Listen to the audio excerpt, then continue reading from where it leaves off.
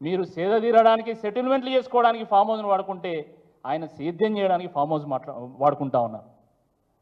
వాస్తవానికి నేను బీఆర్ఎస్ పార్టీలో చేరే ముందు ఫామ్ హౌస్ అంటే వాళ్ళు ఏదో ఉంటుందని అనుకున్నా. బీఆర్ఎస్ పార్టీలో చేరిన తర్వాత నేను కేసీఆర్ గారిని మొట్టమొదటిసారి కలవడానికి వెళ్ళినప్పుడు అప్పుడు చూసి ఆశ్చర్యపోయినా. ఈ ఫామ్ హౌస్ గురించి ఇన్ని అబద్ధపు ప్రచారాలు జరిగినాయా? నిజంగా ఆశ్చర్యపోయినా. నువ్వు భూమిని అమ్ముకొని బతకాలనుకోవడం నీకు ఇష్టము, ఆయన భూమిని నమ్ముకొని వ్యవసాయం చేసుకోవాలనుకోవడం ఆయనకి ఇష్టం. సహజంగా తెలంగాణలో 5 ఎకరాలు 10 ఎకరాలు భూమి ఉన్నటువంటి చాలామంది రైతులు పొలం కానే ఇల్లు కట్టుకోవాలనుకుంటారు. కట్టుకున్నటువంటి వాళ్ళు కోకొల్లలు చాలామంది ఉన్నారు. వాళ్ళు అక్కడనే ఇల్లు కట్టుకుంటే పక్కనే పొలం ఉంటుంది కాబట్టి దాన్ని చూసుకోవాలని అనుకున్న ఇల్లు కట్టుకుంటారు. కేసీఆర్ గారు కూడా వారికి వ్యవసాయం అంటే ఇష్టం కాబట్టి వ్యవసాయ క్షేత్రంలో ఇల్లు కట్టుకున్నాడు. కొంత ఉన్నతమైనటువంటి కుటుంబం నుంచి వచ్చిండు కాబట్టి కొంచెం భవనం మంచిగా కట్టుకున్నాడు. అంతే, వాళ్ళు ఏం లేదు. ఫామ్ హౌస్లు ఏమున్నది? ఇప్పుడైతే farm house is open for everyone.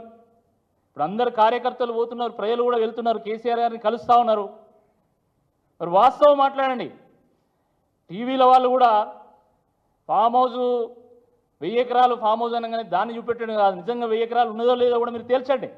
నేను మిమ్మల్ని రిక్వెస్ట్ చేస్తున్నా.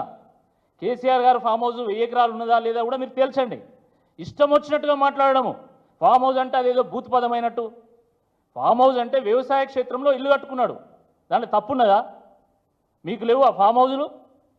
మీరు ఫామ్ హౌజులలో మీరు జల్సాలు చేసినా తప్పు లేదు, కానీ ఆయన ఫామ్ హౌస్లో వ్యవసాయం చేస్తేనే వచ్చిందా తప్పిగా? ఇంకేం మాట్లాడతాడు? బుద్ధుడు అక్కడ ఉన్నాడు, బుద్ధి లేనివాడు ఇక్కడ ఉన్నాడు అని మాట్లాడతాడు. వాస్తవమే, బుద్ధుడు అక్కడ ఉన్నాడు, బుద్ధి లేనివాడు సెక్రటేరియట్లో ఉన్నాడు ముఖ్యమంత్రి రూపంలో. బుద్ధి లేనివాడు కాబట్టి ఈ రకమైనటువంటి భాష మాట్లాడుతూ ఉన్నాం. కేసీఆర్ గారు విగ్రహం పెట్టుకోవడానికి అయితే నేను రిజర్వ్ చేసినని మాట్లాడతాడు. నీకు చెప్పిండా వచ్చి? కేసీఆర్ గారు విగ్రహం పెట్టుకుంటానని చెప్పి నీకు ఎవరైనా వచ్చి చెప్పిందా? నీకు దరఖాస్తు ఇచ్చిందా? మీ ప్రభుత్వానికి దరఖాస్తు పెట్టిందా ఎవరన్నా? ఎందుకు మాట్లాడతావు ఈ భాష? కేసీఆర్ గారికి ప్రత్యేకంగా తెలంగాణలో విగ్రహం అవసరమా? బొమ్మ అవసరమా? ఆసరా రూపంలో ఈ తెలంగాణలో ఉన్నటువంటి వృద్ధుల అందరి గుండెల్లో కేసీఆర్ బొమ్మ ఉంది. కేసీఆర్ కిట్టు రూపంలో ప్రతి ఆడపడుచు గుండెల్లో కేసీఆర్ బొమ్మ ఉంది.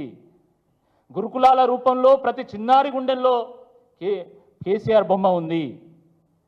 ఇన్ఫ్రాస్ట్రక్చర్ రూపంలో ప్రతి హైదరాబాదీ గుండెల్లో కేసీఆర్ బొమ్మ ఉంది. ఇక్కడున్నటువంటి ఐటీ కంపెనీల రూపంలో ప్రతి ఐటీ ఎంప్లాయీ గుండెలో కేసీఆర్ బొమ్మ ఉన్నది. కాబట్టి ప్రత్యేకంగా కేసీఆర్కి విగ్రహం అవసరం లేదు, బొమ్మ అవసరం లేదు. కేవలం తొండి ముచ్చట్లు, మాటలకు మెలకలు పెట్టుడు, తొండి ముచ్చట్లు ఎప్పుడు ఇది రేవంత్ రెడ్డి గారికి అలవాటైపోయింది. ఎవడు అడిగినట్టు తెలంగాణ తల్లి విగ్రహం పెట్టాలి అని చెప్పి ఒక ప్రణాళిక రూపొందించడం జరిగింది.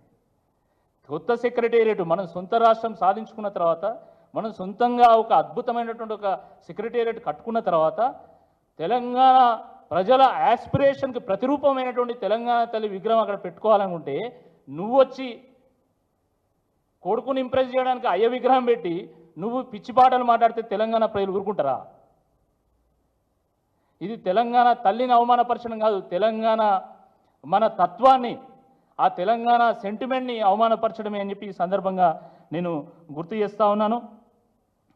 మిత్రులారా, ఆయన కేవలము నేను గతంలో మొన్న కూడా చెప్పిన అటెన్షను, డైవర్షను, కమిషను అసలు అంశాల నుండి ప్రజల్ని డైవర్ట్ చేయడానికి, అటెన్షన్ని క్రియేట్ చేసుకోవడానికి మాత్రమే ఈ రకమైనటువంటి భాష మాట్లాడుతూ ఉంటాడు తప్ప నిజంగా ప్రజలకు మంచి చేయడానికి కాదు. ఈరోజు మొత్తం గ్రామాల్లో ఏం చర్చ జరుగుతున్నది?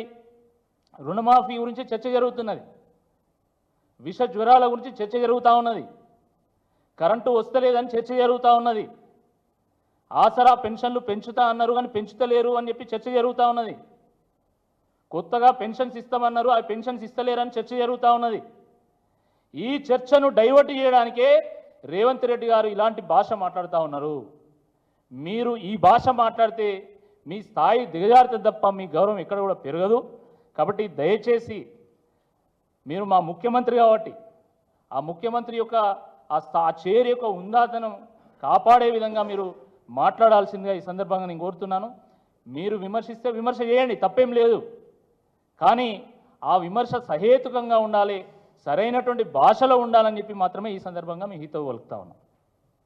క్వశ్చన్స్ ఉంటే అడగచ్చు.